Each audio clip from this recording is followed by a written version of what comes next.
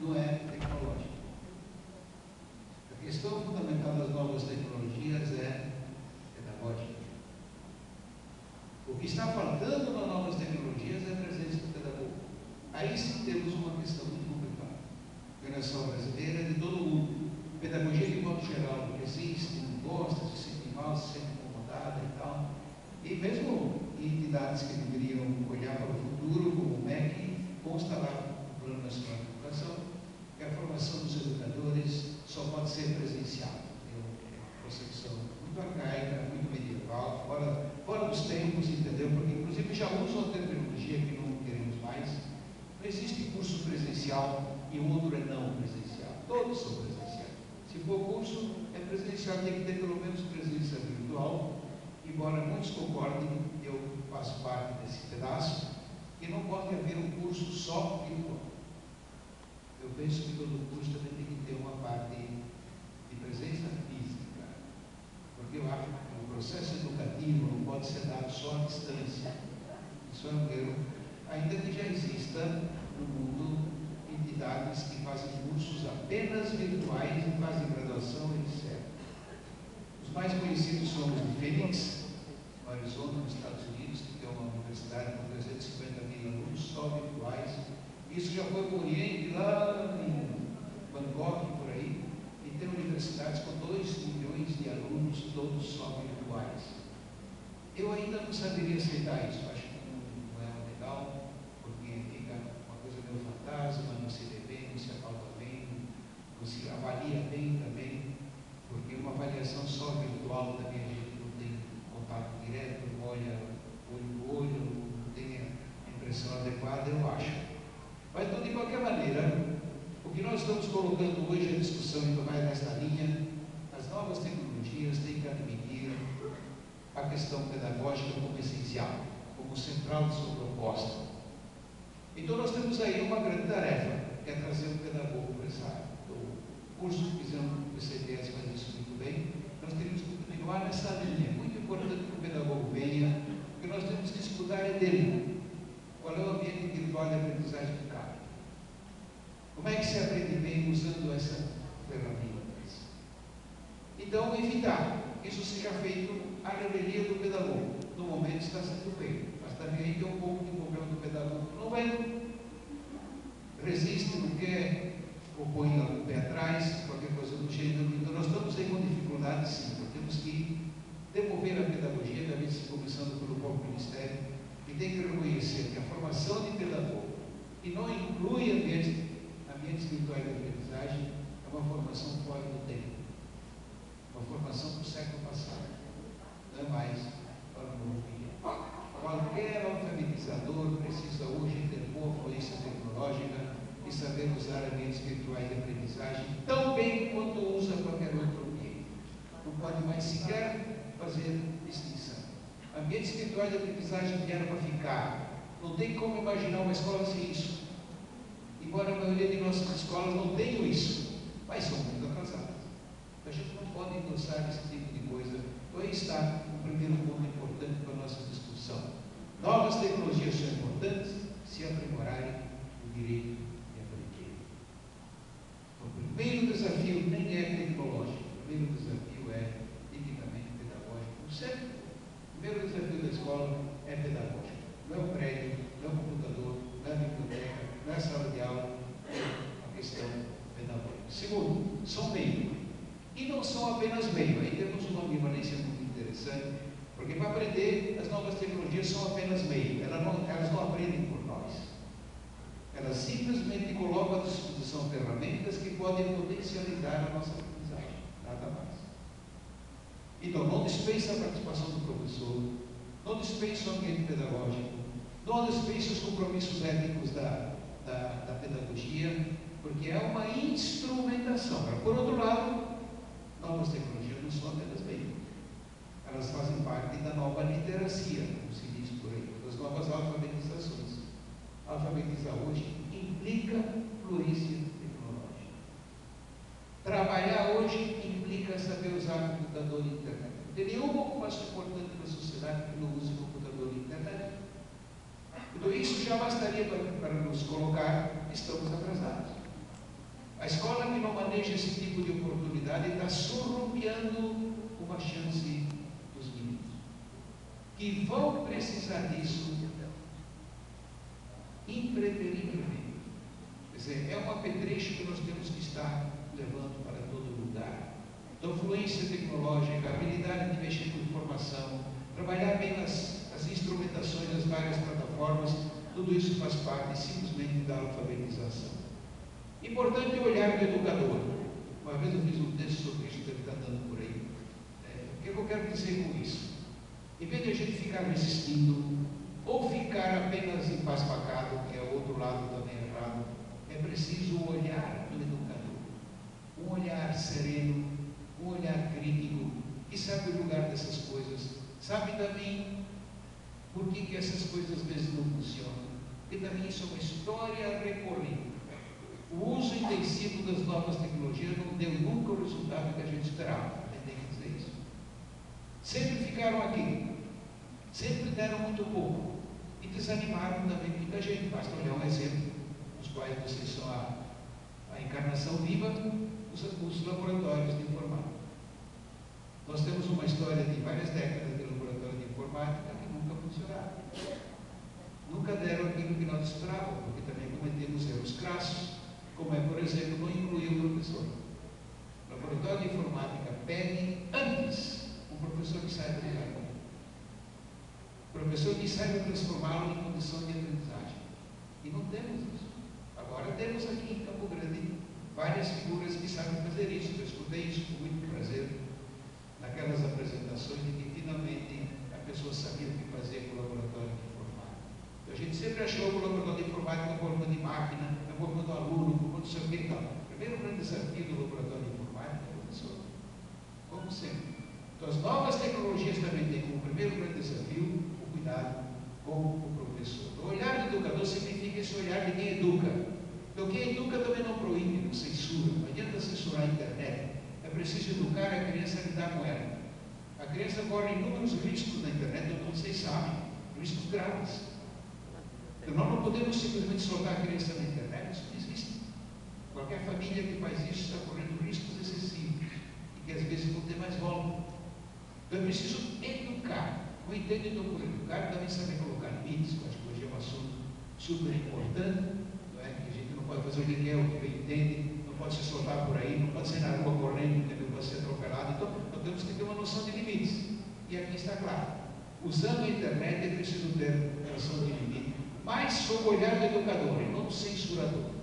Não do capataz que diz para nós simplesmente isso pode, aqui não pode e tal. Então, a criança tem que ter o direito de navegar, sob supervisão, tem direito de correr risco, mas riscos calculados, não qualquer risco. Tem direito de errar e voltar atrás, e assim por diante. O computador e a internet se tornaram ubíquos. Isso é um palavrão, ubíquo, mas significa que está em todo lugar.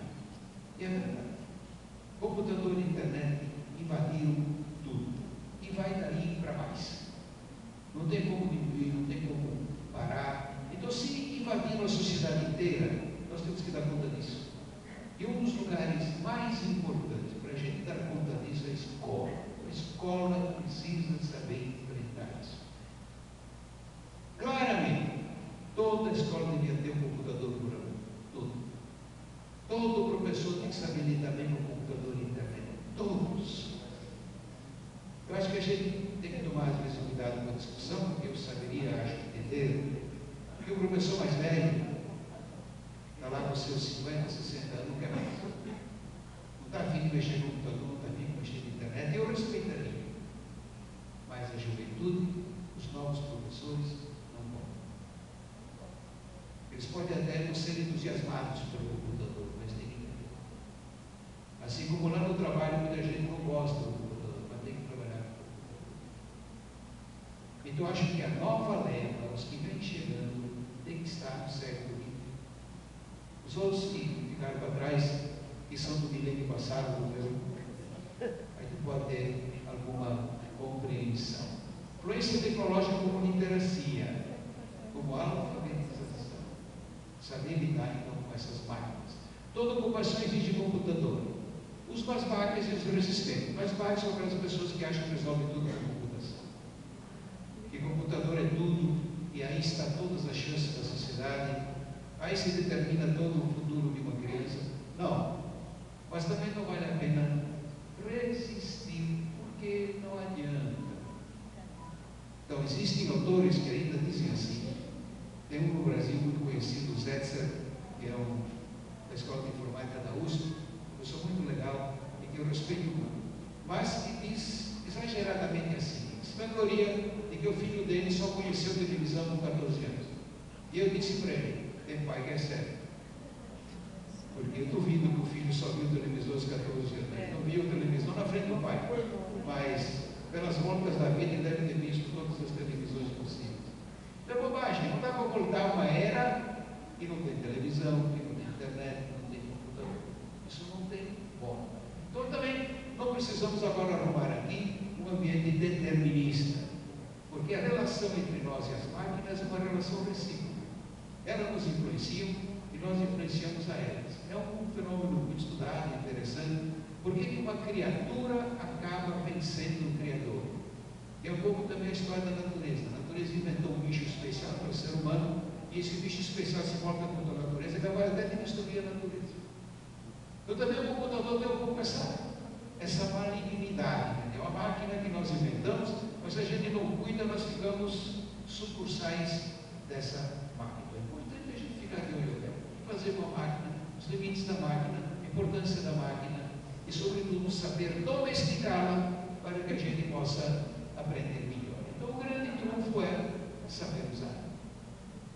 Muito importante saber usar. Toda casa vai ter televisão. Qual é o problema? Saber usar. Toda casa vai ter computador. Qual é o problema? Saber usar. Então, os pais não podem ficar simplesmente embasbacando no computador ou resistindo. Ambiente espiritual de aprendizagem se tornou um conceito importante, que não é contra os outros ambientes, mas é simplesmente mais um ambiente. E para a nova geração, nem são dois diferentes, é o mesmo ambiente. Nós vamos chegar a um ponto, com certeza, em que isso não vai se distinguir mais. Nós vivemos cercados de internet, imagina um dia também que a internet seja como televisão aberta, em qualquer lugar que a gente está, a gente conecta, como conecta com qualquer televisão. E acho que é importante, aí vai ser então o bico ao quadrado, vai ser o bico completamente, porque você vai ter chance de estar conectado a todo momento. Chances online de aprender, essa então é a grande perspectiva, aprender. Nós temos aí, infelizmente, muitas coisas que aconteceram bem.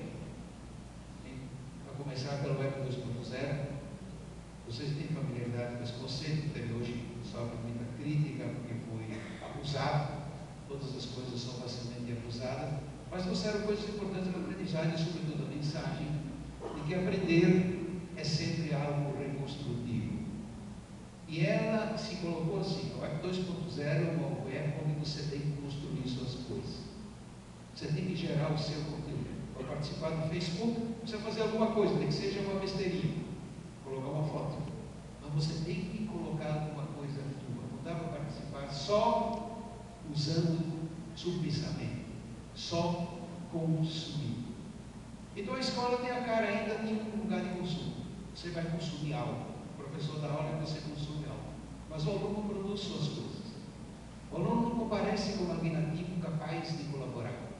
E o Web 2.0 chama muito a colaboração, para que você possa contribuir com os outros. O Web 2.0, conteúdo próprio, tem muito a cara da aprendizagem, se soubermos usar. Porque nós podemos pegar o Web 2.0 e fazer todos os instrucionismos de sempre, serve perfeitamente. Como no Facebook, aqui pode só fazer besterol. Exercício de autoria. Toda vez, eu diria assim, a mensagem que mais me convence na Web 2.0 é este chamado autoria. Quem está lá tem que ser autor. E você pode ter autorias de muitos livros. Tem um grande autor, que é, por exemplo, aquele que colabora em textos interessantes e importantes da Wikipédia. E lá tem textos ruins, mas tem textos ótimos, feitos por gente que coloca lá, tirando do seu suor, e nem coloca o seu nome. É uma autoria anônima e gratuita. Mas é uma bela obra. Eu acho que a Wikipédia, por mais que a gente possa criticar e mereça muitas críticas, é uma bela obra. Uma obra de milhares de pessoas que contribuem com o conteúdo próprio que renovam constantemente, que colocam à disposição de todos, que aprendem um monte de coisa interessante. Então aí está a ideia da autoria. E por isso também que se aproximou muito, ultimamente, o conceito de aprendizagem do conceito de autoria. Quem aprende bem se torna autor. Uma má aprendizagem é aquela que não tem autoria, tem submissão, tem cópia, tem plágio, mas não tem autoria. E a gente nota que todas essas coisas vão evoluindo na sociedade para essa direção. Quando se fala, por exemplo, de portfólio, a gente tem a imagem de uma pessoa que tem debaixo do braço sua pasta com as coisas que ela faz. Quando você quer aplicar um trabalho, você tem que fazer uma proposta para quem vai te contratar, e não simplesmente esperar que ele te contrate. Se você não tem proposta, ainda não está maduro para ser contratado. Você tem que ter ideia, tem que bolar as coisas, tem que ir para frente, tem que dizer o que é que você agregaria na empresa, o que é que você traria de novo no trabalho, e assim por diante. Quer dizer, autoria. A gente só contrata alguém que é autor. Então nós temos que cuidar disso na escola, gerar um menino, uma menina, autores. Wikipédia, profissão coletiva. Eu acho que aí fizemos um grande trabalho, porque também a Wikipédia ensinou a muita gente a como trabalhar cientificamente.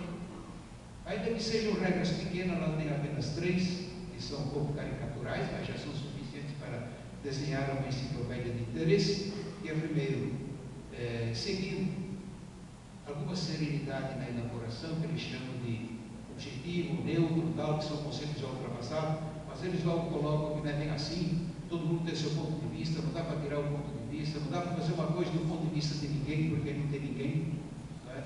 Mas o que ele quer dizer é que tem que ser um texto que não parte logo com a briga, um texto logo escrachado, um texto provocativo, um texto destrutivo, não, um texto que merece ser lido.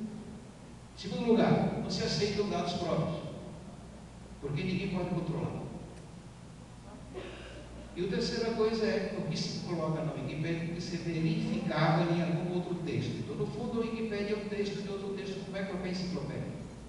Qualquer enciclopédia também impressa é um texto feito de outros textos. Lá, geralmente, não tem pesquisa original. E com essas 3 regrinhas, que certamente não esgotam a discussão da metodologia científica, está se fazendo a Wikipédia. Milhares de pessoas aprenderam a fazer um texto. Se vocês olharem bem, o texto da Wikipédia é menor, já tem um pouco a síndrome de que você faz um texto de 20 páginas na Wikipédia. Não tem. Também é difícil alguém que tenha saco para ler 20 páginas. É um texto cheio de links, que também é típico da Wikipédia. Você lendo um texto menor da Wikipédia, mas tem 50 links, então ele já fica muito mais que 20 páginas. Fica já 200, 300, 400 páginas pelo link que tem. Então, às vezes nós temos uma impressão errada. O texto é pequeno, tem 3 páginas. Mas se você passar por todos os links deles, você navega por um mundo impressionante. Então, aí se aprendeu a fazer ciência, que é uma ideia fundamental hoje em dia quando se fala em aplicação científica, e nós apostamos sempre nas novas tecnologias para fazer uma boa educação científica. Não é só pelo fato de usarmos a simulação, por exemplo, em ciência.